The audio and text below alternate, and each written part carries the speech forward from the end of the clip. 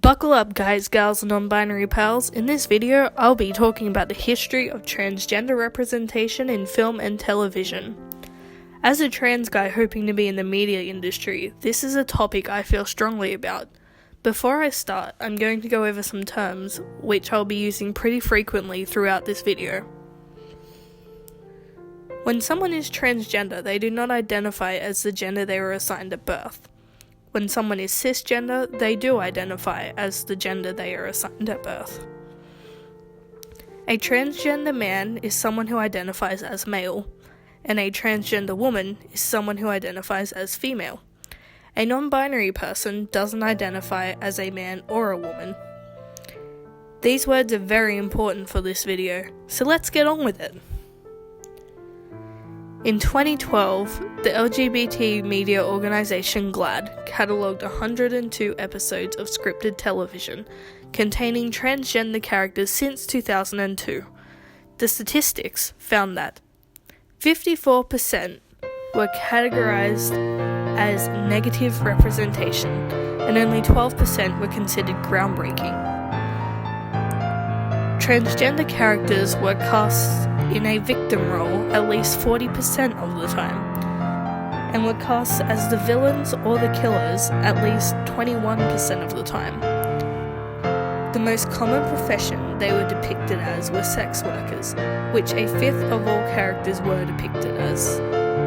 Anti-transgender slurs, language, and dialogue was present at least 61% of the time. With this information, we can see why a lot of transgender people are discriminated against in real life. Subconsciously, cisgender people think transgender people are villains, or that it is okay to make a trans person a victim.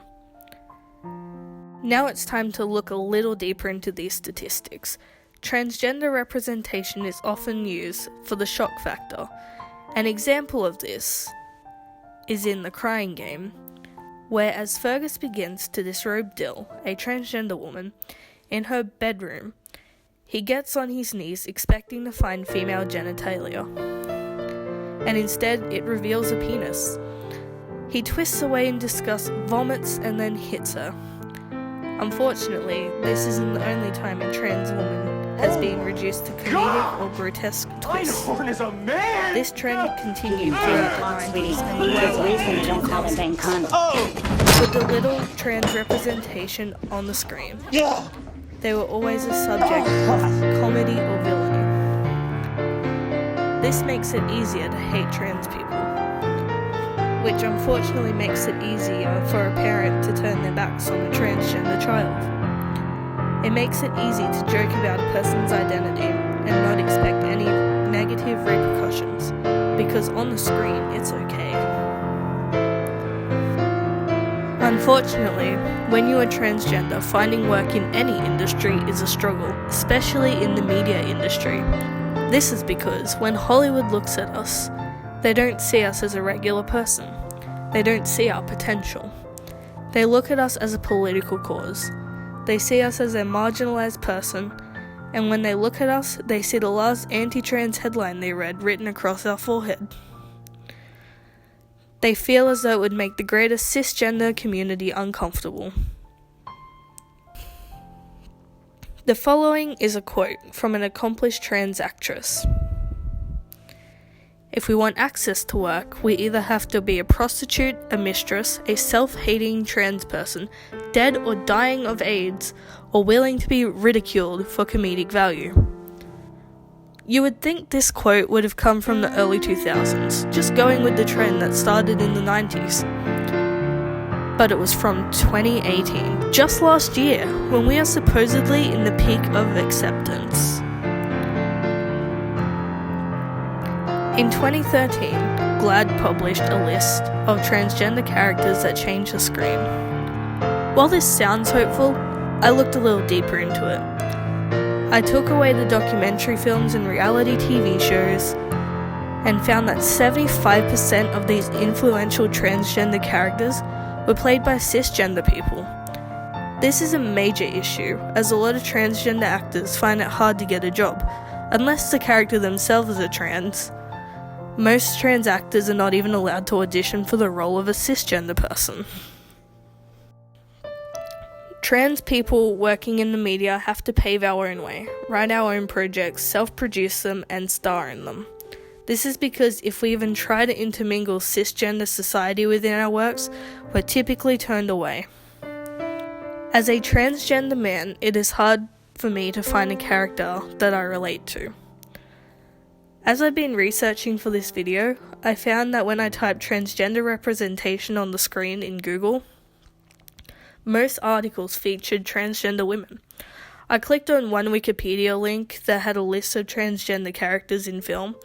Out of 82 films, only 15 of them were transgender male characters.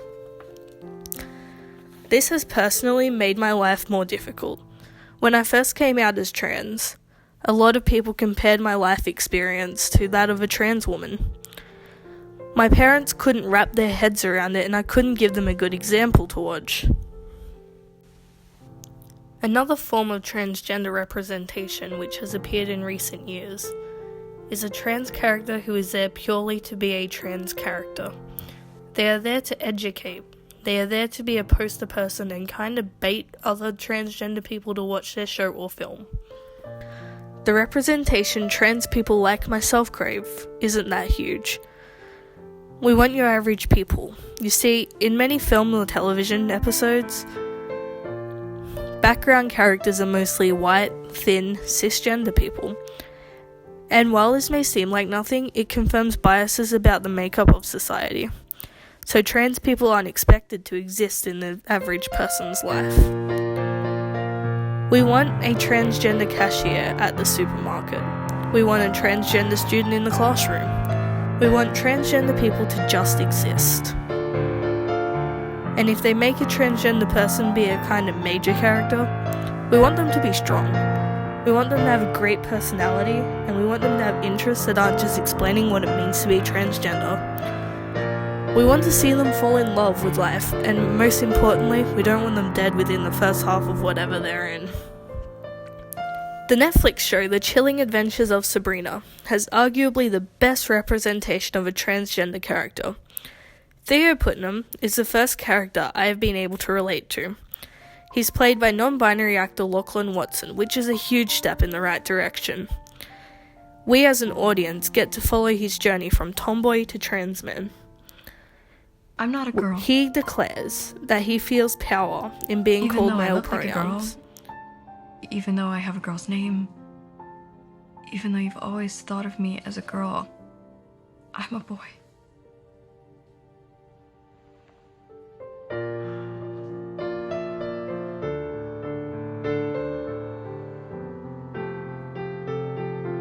But you've always been my best girl.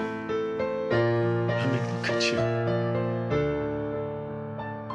I feel good when people call me he and young fella, like Roz's grandma did.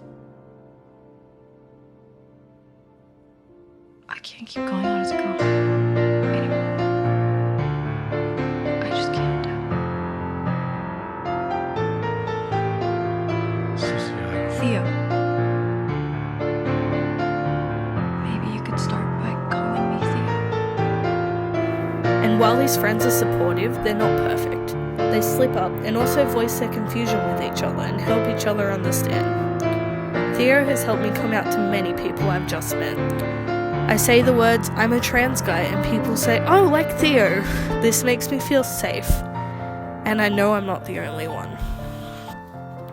I could spend hours upon hours talking about why a positive, accurate transgender representation is important. There are just so many ways that representation can help someone. As a transgender guy who grew up in a suburban area and went to a Catholic school, I didn't find out what being transgender really meant until I was in my final year of school. I didn't know how to tell anyone how I felt. I didn't have a lot of friends who felt that way. I often heard people joking about transgender people, and it made me think it was a bad thing. And I often felt isolated. Imagine if my younger self had seen the characters like Theo on TV. Imagine seeing on a screen that what you're feeling is okay. Representation, in a way, can give you permission to be yourself. It can show you the way out of a dark place. It can help people better understand what you're going through and how to support you. The right representation can show transgender people that you can be more than just a statistic. You can be more than a joke, you can be more than a sex worker, a victim, and you can exist in real life.